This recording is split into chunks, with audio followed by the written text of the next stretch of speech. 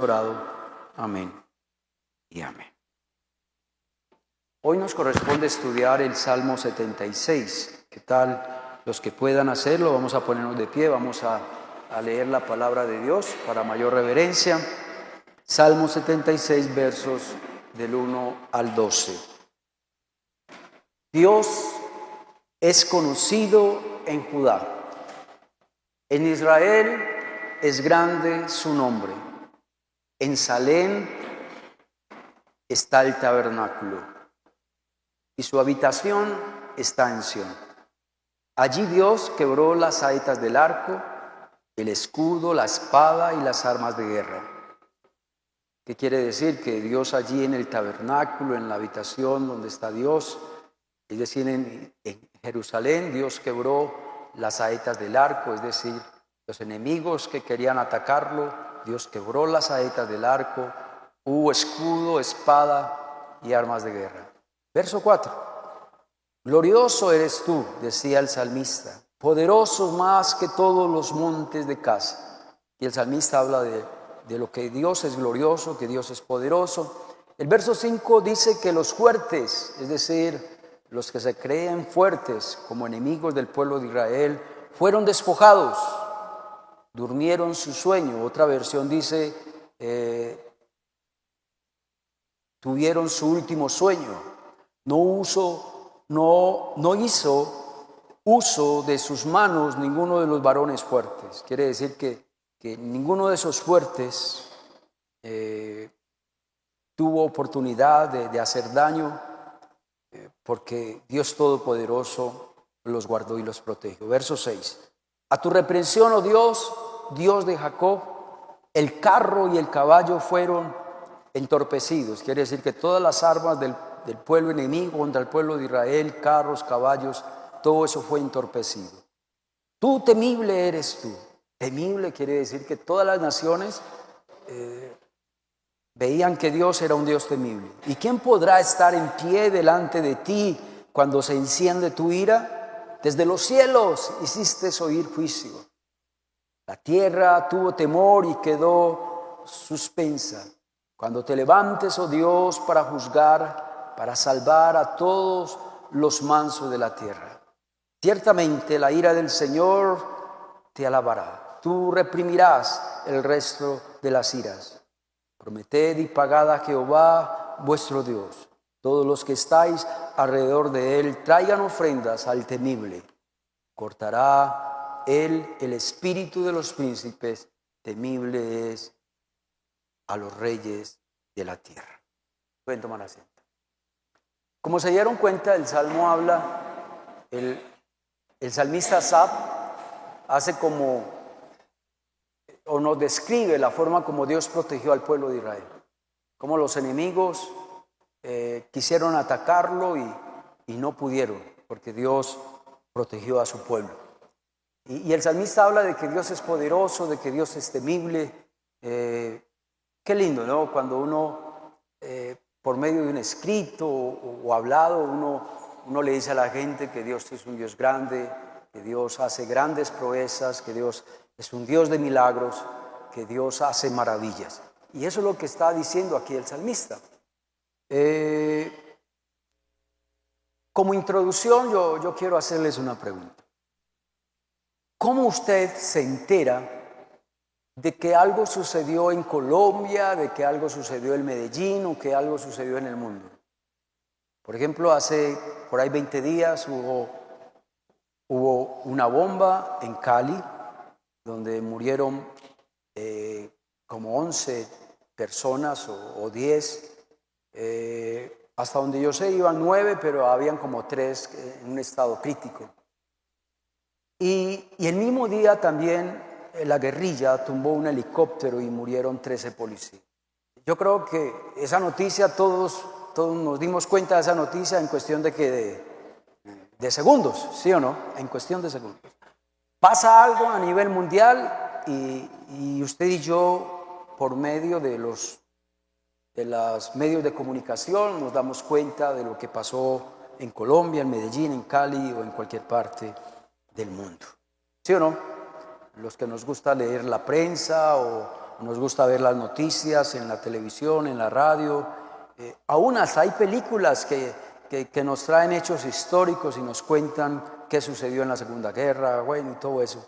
El Internet, aún hasta en el WhatsApp, en esta plataforma X, Facebook, Instagram, todos esos son medios para uno enterarse de qué está pasando en el mundo. ¿Y qué cosas preguntamos en las redes sociales o en los buscadores que hay en Internet? Por ejemplo, si hoy juega Nacional o si hoy juega Medellín, uno le dice a qué horas juega, ahí mismo le dicen a qué horas. O cómo quedó el partido, si no me lo pude ver, ahí mismo también me dicen cómo quedó el partido. También nos damos cuenta de los acontecimientos, del clima, de la economía, de los desastres naturales o mundiales. También nos dicen sobre los candidatos, sobre las elecciones. También nos dicen qué comprar, qué no comprar. Nos hablan de los eventos sociales, deportivos. ¿Por qué traigo a colación esto? Vamos a aplicarlo. ¿Cómo se va a enterar mi vecino o mi familiar que Dios es un Dios grande si usted y yo no lo damos a conocer? ¿Amén? Si usted y yo no damos a conocer a Dios, entonces nadie va a conocer a Dios. Son muy poquitos los que llegan a la iglesia por sí solos. Pero son muchos los que vienen a la iglesia porque otro los invitó. ¿Sí o no? Porque otros les dio testimonio de lo que Dios ha hecho en su vida, de cómo se goza, se deleita, viniendo a la iglesia, escuchando la palabra. Y esa persona le creyó y vino al culto porque usted le habló del Señor. Donde usted no le hubiera hablado del Señor, seguro que tal vez esa persona no hubiera llegado nunca a los pies del Señor. Pues eso es lo que hizo el salmista. Dio a conocer quién es Dios, un Dios poderoso, un Dios temible, un Dios que protegió a su pueblo, un Dios que hace grandes maravillas. Vámonos al primer punto. El versículo 1 dice que Dios es conocido en Judá. Judá es una ciudad del pueblo de Israel. Dios es conocido en Judá. Si Dios fue conocido en Judá, fue porque hubo personas que decidieron dar a conocer ¿a quién? A Dios. Dios no hubiera sido conocido en Judá y los padres, los abuelos no le dieron a conocer a sus hijos quién es Dios. Entonces, Dios es conocido en Judá porque hubo personas que testificaron de Dios. Personas que vieron el actuar de Dios, personas que vieron las maravillas de Dios y que no se quedaron, ¿qué? Callados, sino que hablaron, dieron testimonio de Dios en la vida de estas personas. Vamos a aplicarlo a nuestras vidas. Qué triste cuando uno como padre es cristiano, pero sus hijos no son cristianos. O qué duro cuando uno es cristiano y su esposo o su esposa no es cristiana. Y lo más duro es que, supongamos que usted lleve 10, 20 años el evangelio y que sus hijos sean inconversos, que su esposo también sea inconverso y que en 20 años, usted no se ha podido ganar para el Señor a su esposo y a sus hijos. Dirá usted, pastor, pero es que es difícil. Sí, es que nosotros como padres hacemos nuestro trabajo y todas las personas deben de tomar una decisión de buscar o no buscar de Dios. Voy a dar un ejemplo. Supongamos que yo a mis hijas las crié en el evangelio y hasta ahora están buscando de Dios. Pero mañana, pasado mañana, ellas toman la decisión de no buscar de Dios, pues eso ya no es mi culpa. Me hago entender como padre. pero yo hice mi trabajo, que fue instruirlas, enseñarles la palabra, el evangelio. Ya si ellas no quieren seguir al Señor, eso se respeta. ¿Por qué? Porque todos estamos a libre albedrío, pero que conste que yo hice mi trabajo. Eso es a donde yo quiero llegar, ¿sí? Si nuestra familia no conoce a Dios, tal vez es porque usted y yo no hemos hablado del Señor a nuestros hijos y a nuestro papá, a nuestro esposo o a nuestros padres. Si nuestros amigos o el círculo de amigos que tenemos no conocen a Dios, es porque tal vez usted no ha dado testimonio de Dios. Si en tu empresa lleva ya 10 años, 5 años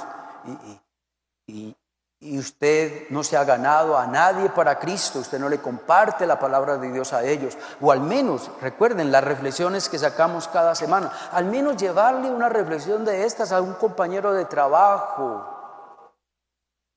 Eso es compartir la palabra, eso es dar a conocer a Dios a otras personas.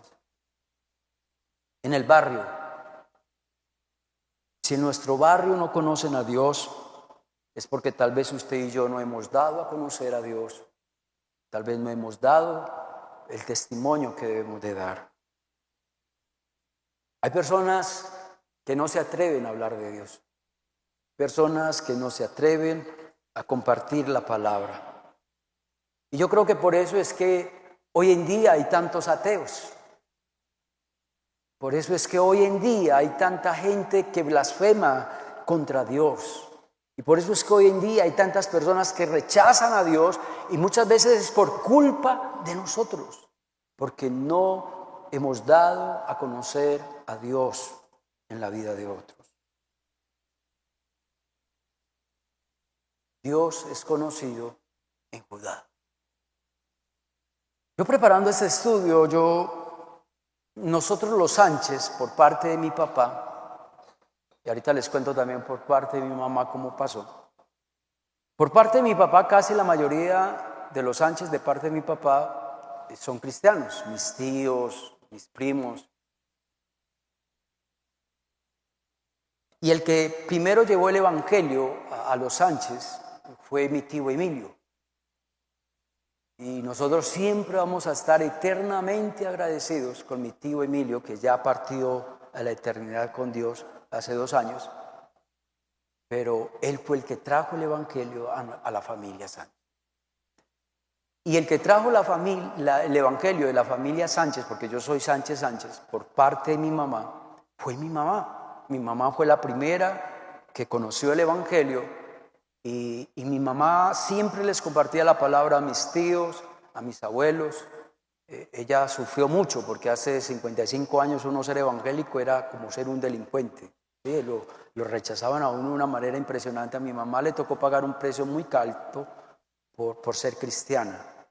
Pero doy gracias a Dios que hoy todos mis tíos y mis abuelos murieron conociendo al Señor. Mi mamá dio a conocer, ¿a quién? A Dios en la familia Sánchez. Y mi tío Emilio dio a conocer el evangelio a toda la familia Sánchez.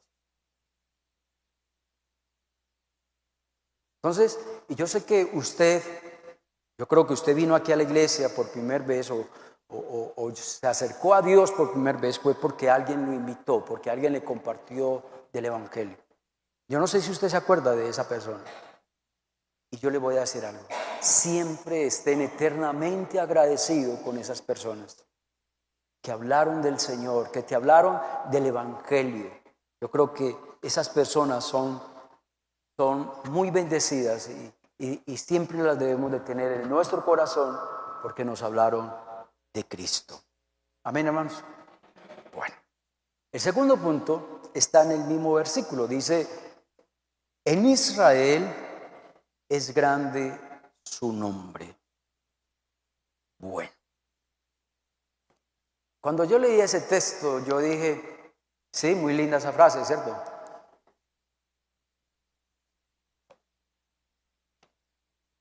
Pero también en esa frase hay tristeza. ¿Por qué hay tristeza en esa frase? Porque el texto dice que solo en Israel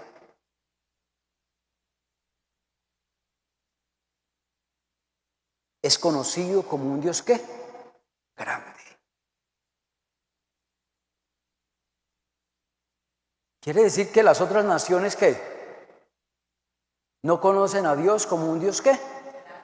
Como un Dios grande. Que solo Dios es conocido como un Dios grande en Israel.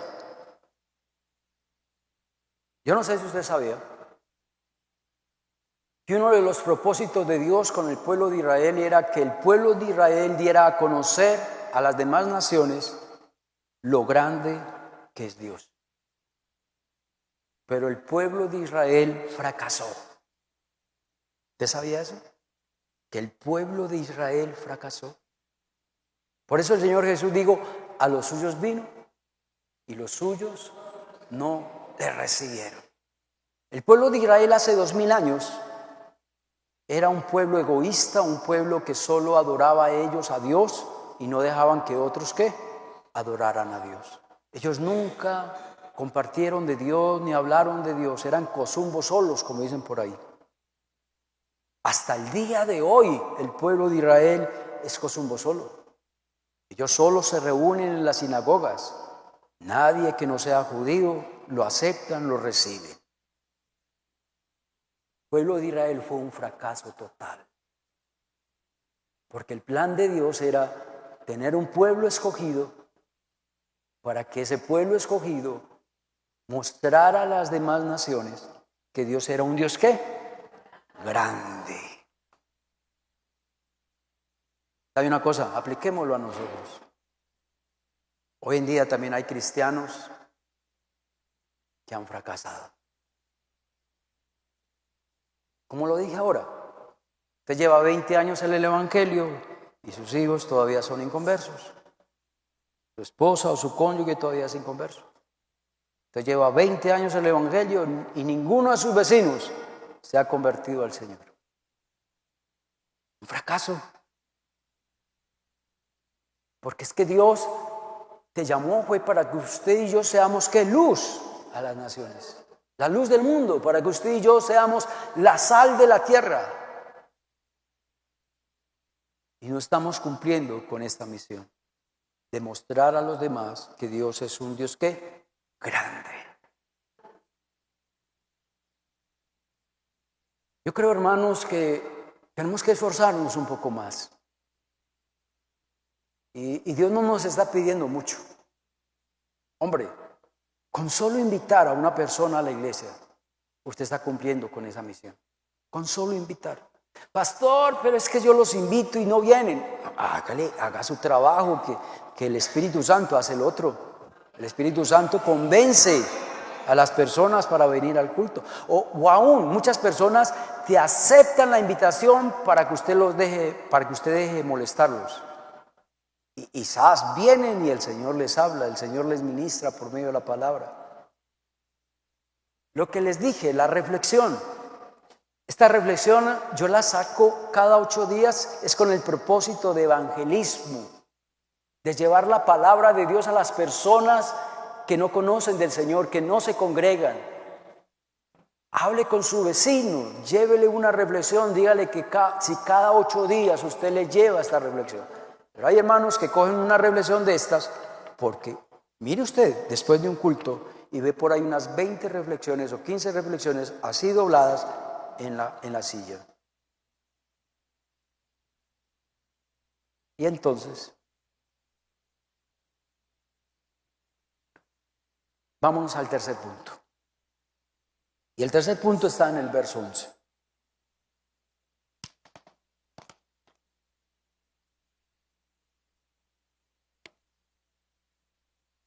Prometed y pagad a Jehová vuestro Dios. Todos los que están alrededor de él traigan ofrendas al temible. Yo voy a tocar en este punto un tema que últimamente no toco casi. Yo casi no toco esos temas de los diezmos y las ofrendas. Pero cuando hay la oportunidad, los toco. Y aquí está diciendo el Señor que todos los que están alrededor de Dios traigan ¿qué? Ofrendas al temible. Pero antes de ir al primer punto, mire la primera frase: prometed y pagad a Jehová vuestro Dios. ¿Cuántas veces nosotros le hemos hecho promesas a Dios y no cumplimos?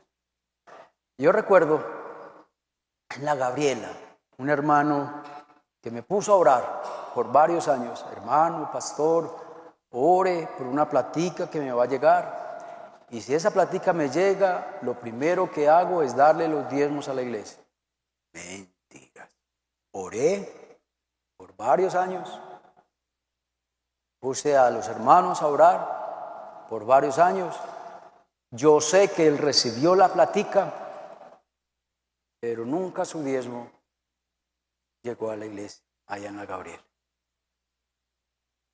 ¿Cuántos habrán así? ¿Le prometieron a Dios algo? ¿Y no qué? Y no cumplieron, y no pagaron. Bueno, vámonos ya a la frase que es el tercer punto. Todos los que están alrededor de él traigan ofrendas al temible. Para subrayar la palabra todos. Yo creo que usted sabe qué significa eso. Todos. Todos son todos. Hombre, mujer, joven, adolescente, niño. En la Gabriela habían diezmos de niños de 100 pesos, diezmos de 200 pesos. Y aquí también hay niños que dan su diezmo de 100 pesos, de 200 pesos. Todos los que están alrededor de él traigan ofrendas al temible.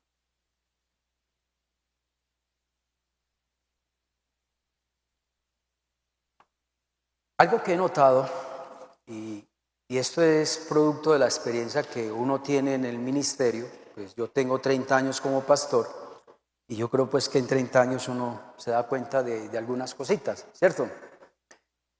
Y es que ya ha notado así, yo no sé si Lida lo ha notado, pero yo sí lo he notado, que el miércoles o el domingo que yo hablo de diezmos, el domingo entran más diezmos y ofrendas. Es decir, que hay hermanitos que son como los carros viejos, que prenden ¿qué? Prenden empujados. No hacen nada si no se les anima. No, yo creo que nosotros no debemos de dar nuestra ofrenda, nuestro diezmo, porque alguien nos acosó, porque alguien nos insistió. No. Vamos a leer varios textos con referencia a esto. Y ya quiero ir terminando este estudio leyendo estos versículos. Éxodo 35, 29 dice: de los hijos de Israel, así hombres como mujeres. Oye, y estoy hablando, este pasaje se escribió ¿qué? Hace 3.500 años. Saben que Éxodo lo escribió ¿quién? Moisés. Y Moisés vivió más o menos en el año 1500, 1400 antes de Cristo. Más los 2000 años que llevamos son 3500 años. Las mujeres hace 3500 años no trabajaban. Es como aquí en Colombia, hace 50 años las mujeres tampoco trabajaban. O hace 60 años. ¿Sí? Es algo nuevo que los hombres y las mujeres trabajan. Dirá usted, pastor, porque hay muchos que dicen, pastor, es que yo no ofrendo ni diezmo porque es que yo no trabajo. No, eso no es excusa. Y Dios no está excluyendo aquí a las mujeres que no trabajaban en ese tiempo. Como yo hablaba con un hermano hace como 3 o 4 meses, le dije, hermano, pastor, es que yo no puedo diezmar porque es que yo no trabajo. No, usted sí puede diezmar. Su hijo le da 10,000 pesos. De esos 10,000, saque el diezmo, 1,000 pesos, y ese es su diezmo. Que su hijo le dio 2,000 pesos. ¿Cuál es el diezmo de 2,000 pesos? 200 pesos. Entonces mire que usted sí puede diezmar. Amén. Entonces Dios está diciendo, hombres como mujeres, todos los que tuvieron corazón, me gusta esa palabra, la subrayé, voluntario. El diezmo y la ofrenda es algo que voluntario.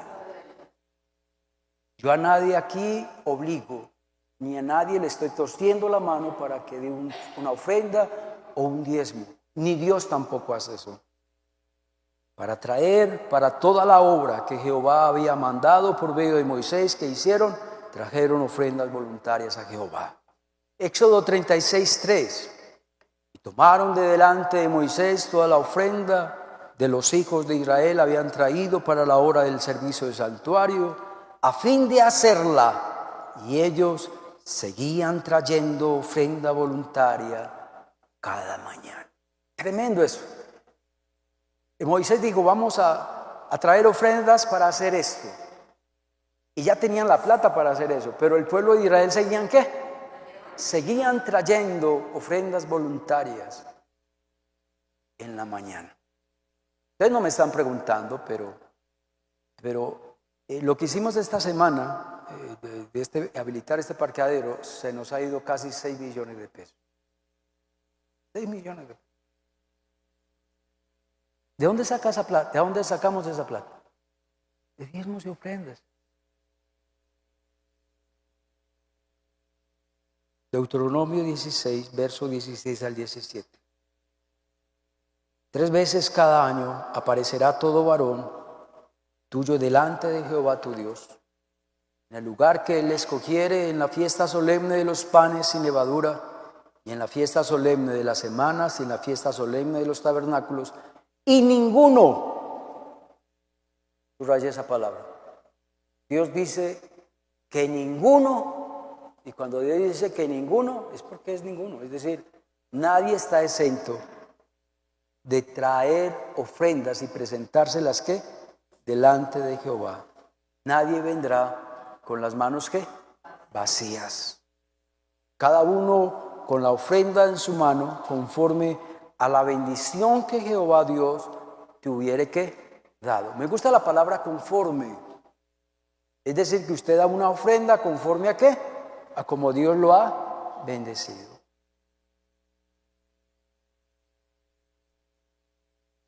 Primera de Crónicas 16:29, ya quiero terminar con este texto, dice, dad a Jehová la honra debida a su nombre y traed todos ofrenda. Me gustó la palabra honra y la subrayé. ¿Sabe por qué la subrayé? Porque cuando usted y yo damos nuestra ofrenda y nuestro diezmo, estamos, ¿qué? Estamos honrando ¿a quién? A Dios. Es una forma de usted adorar a Dios. Es una forma de demostrarle a Dios que para usted Dios es ¿qué? Lo primero y lo más importante. Bueno, ahí me perdonan los hermanos que no les gustó este último punto, pero está en el Salmo y era mi deber tocarlo. Amén. ¿Qué tal si me vuelven a colocar el punto número 3, ¿no? Punto número 3 y con esto quiero ir terminando. Todos los que están alrededor de él traigan ofrendas al temible. Vamos a orar. Señor, gracias por tu palabra. Gracias porque tú eres un Dios grande, un Dios poderoso. Y el salmista Asaf lo tenía bien claro, que Dios es poderoso y temible, que Dios es un Dios grande y poderoso. Qué lindo, Dios, que todos los que están alrededor nuestro conozcan del Señor, conozcan del Evangelio y lleguen a los pies de Cristo, porque nosotros nos atrevimos a hablar, porque nosotros nos atrevimos a evangelizarlos, a compartir la palabra con ellos. Ayúdanos, Dios, a no ser un fracaso como lo fue el pueblo de Israel. Ellos tenían una sola misión y era dar a conocer a Dios a las demás naciones. Y ellos no cumplieron con esa meta, con ese propósito. Por eso escogiste a nosotros, los gentiles. Nos escogiste a nosotros que no somos judíos, para ser luz del mundo, para ser sal de la tierra y para ser embajadores de Cristo aquí en la tierra. Pero también nos hablaste hoy de que todos debemos de traer ofrendas al temible. Y aquí el temible eres tú, Señor, el grande y poderoso. Llévanos en paz y en bendición a nuestros hogares. En el nombre de Jesús, amén. Amén.